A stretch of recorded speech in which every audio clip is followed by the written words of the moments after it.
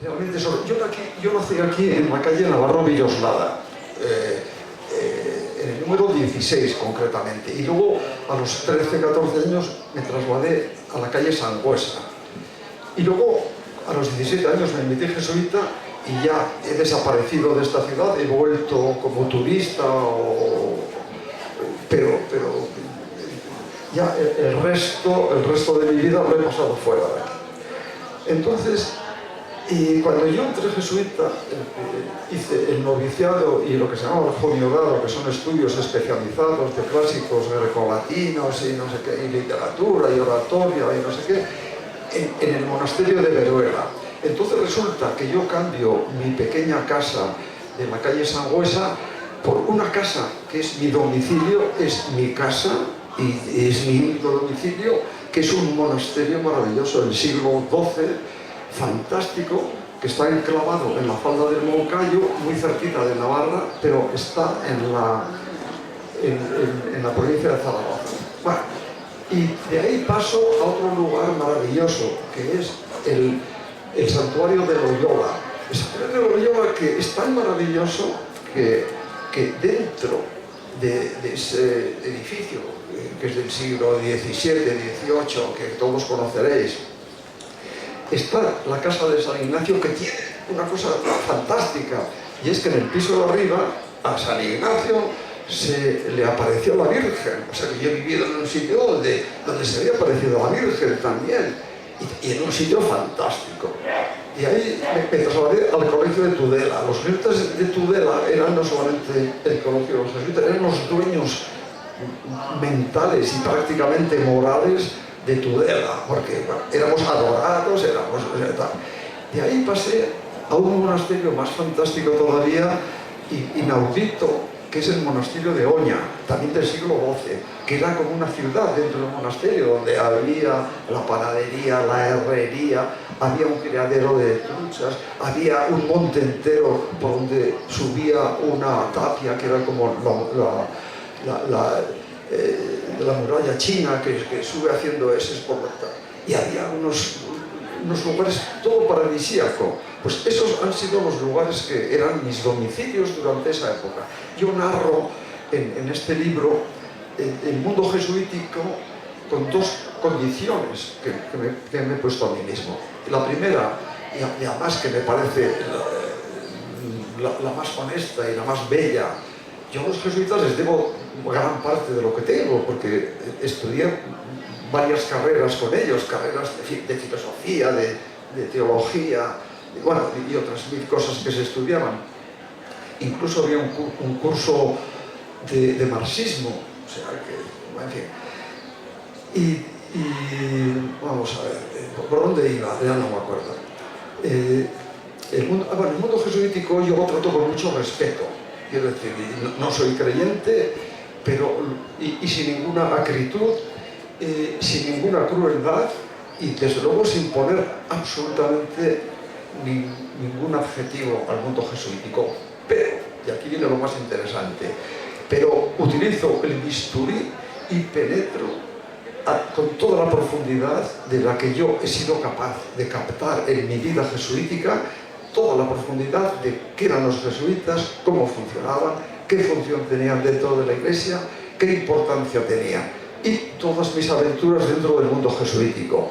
El mundo jesuítico es un mundo que hay un cuento muy bonito que un señor tenía una pecera y dice, y en esta pecera está vacía, y dice, no está vacía, está el pez. Dice, ¿qué pez? Y dice, es que es un pez que tenía tanta hambre que empezó a comerse a sí mismo y se comió del todo y ya no está el pez, pero está el pez comido por sí mismo. Esto les pasó, yo creo, concretamente a los jesuitas, y me remito a ellos porque tampoco he tenido un gran conocimiento ni de otras órdenes religiosas ni de casi nada, porque los jesuitas tenían una autonomía tremenda, era una especie de introspección en la cual el jesuitismo era enormemente importante y nada más existía entre los jesuitas el jesuitismo. Yo que tuve interés en estudiar algunas cosas en el noviciado de otras espiritualidades, me dijeron, no, aquí estamos a lo que estamos. Bueno,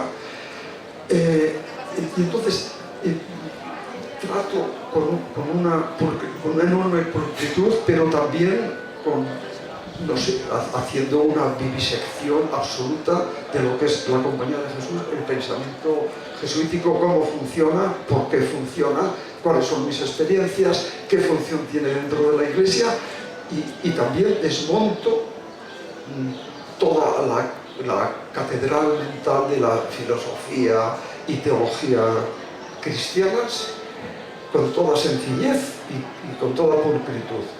Y eso es el libro. Es un libro, pero honesto, es un libro literario, es un libro divertido y es un libro veraz.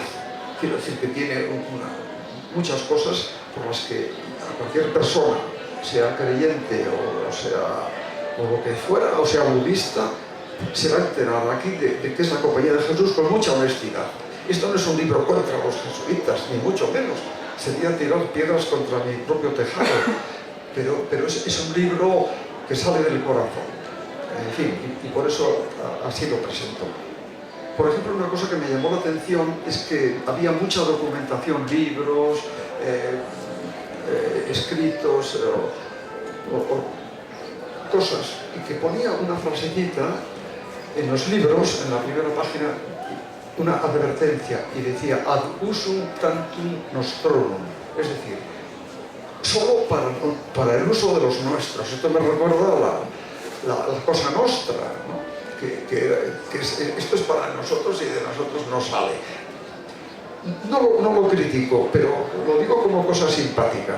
Otra cosa que tampoco la critico, pero que también me parece muy interesante y hasta sorprendente, eran las reglas de la modestia. Cuando uno entra jesuita, entonces tiene que dejar de ser... Bueno, una cosa, los jesuitas, cuando uno entra jesuita, deja de pertenecer a la familia y empieza a pertenecer a la Compañía de Jesús. Así como en el clero secular sigues perteneciendo a la familia, tienes tu peculio, tienes tus herencias y tienes tu familia y puedes vivir. Aquí a la familia no se le pedía nada, absolutamente, pero se quedaban con el hijo de la familia. Entonces, yo no sé en otras órdenes, no sé si los dominicos, esto harán lo mismo, los jesuitas, este es el sistema.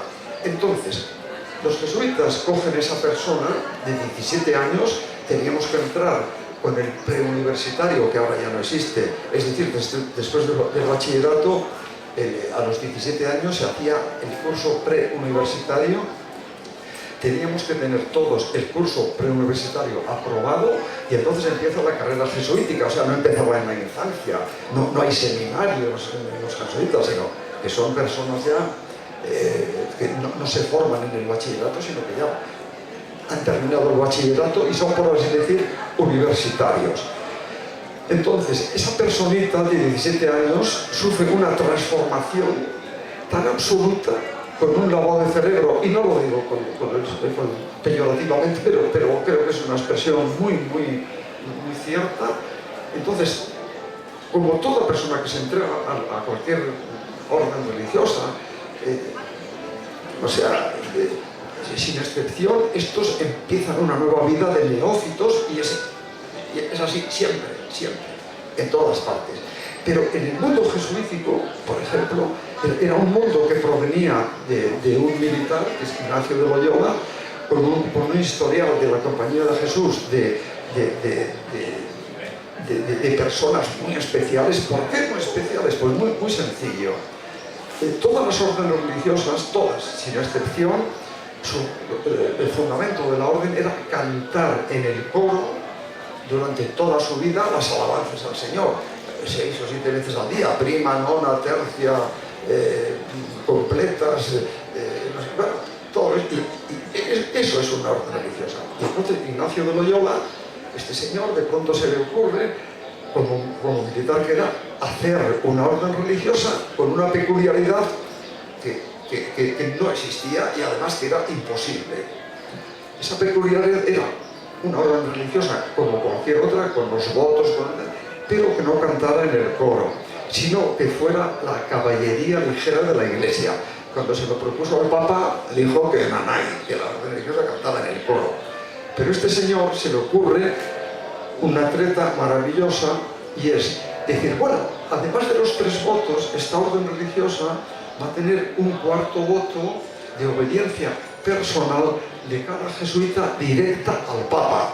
El Papa dice, coño, esto es fantástico. O sea que cada uno de ellos, yo soy su jefe, no eres tú, porque es el jefe de la Iglesia, pero en las órdenes religiosas el que manda es el abad, y el que organiza y desorganiza es el abad. Entre los jesuitas es verdad que manda el superior, pero para cada jesuita hay un superior por encima, el superior directo, con el que tienes hilo directo, y es el Papa. Entonces, ese Papa dijo, pues fantástico, y entonces San Ignacio de Loyola funda la primera orden religiosa, y yo creo que ya no ha habido más, que no canta en el coro, y que es una orden religiosa con todas las características. Bueno, en fin, entonces, es una orden, yo diría, en cierta medida, es una orden militar, como las antiguas órdenes de caballería, que eran clérigos y militares. Entonces, en cierta medida, no como aquellos medievales, pero en cierta medida, este capitán del ejército, de los ejércitos españoles, este señor hace una orden religiosa tipo militar, quiere decir, y le llama la Compañía de Jesús, una compañía de soldados. Y además la palabra compañía que también tiene otra acepción, que es pues una asociación. Y hasta podríamos decir que es un grupo de tipo que podría ser entre masón, tipo masónico, tipo lo que sea. Y tiene una parte muy masónica, la Compañía de Jesús, en varias cosas. Bueno, y una de ellas es Agnus un tanto nostromo. Otra de ellas es cómo tiene que ser un jesuita. Y entonces hay un prototipo de jesuita, y durante un mínimo de 2 años de noviciado, y yo diría que los 4 primeros años, es de una formación para transformar a un ser humano en otra cosa, que es un jesuita.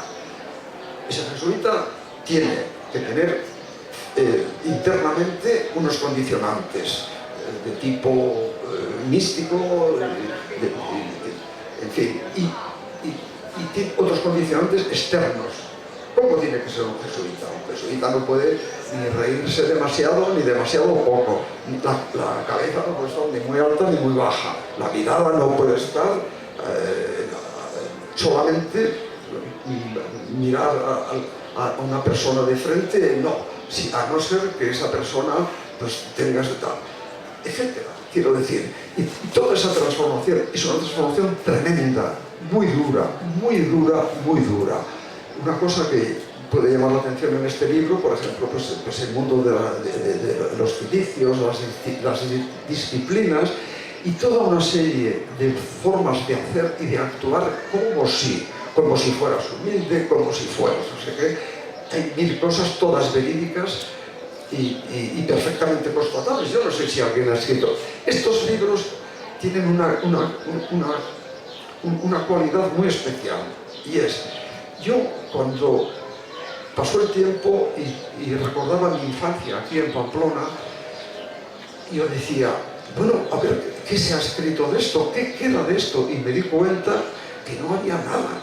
Dije, pues yo voy a poner un granito de arena y voy a escribir lo mío, mi mundo, mi visión del mundo. No son, por una parte, recuerdos, pero no son recuerdos, no son solo recuerdos, es mucho más.